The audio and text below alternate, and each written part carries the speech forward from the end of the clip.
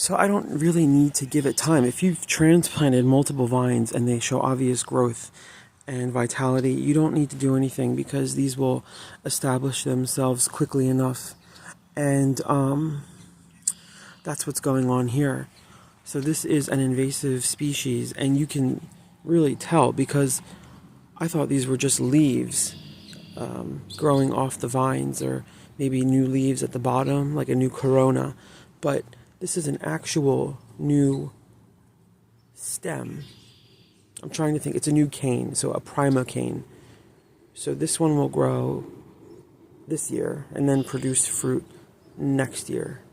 So hopefully this old floricane, which is the second year growth, will grow fruit. But you can see again right here, look at that, a new primocane. And it's actually growing off of the stem. So they'll grow off the stem, and they'll also grow out of the ground. It's literally spawning from the earth. And they're impressive because, again, you'd pay like $15 at the Home Depot for a blackberry or raspberry plant.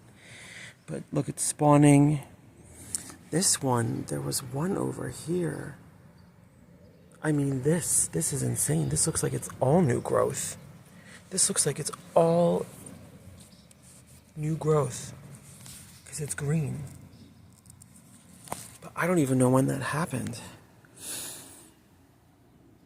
That being said, speaking of blackberries and raspberries, the raspberry bush is looking good, and it is also showing new primocane growth. And here's another primocane here. So it's great because it's growing early in the season, which is what I want.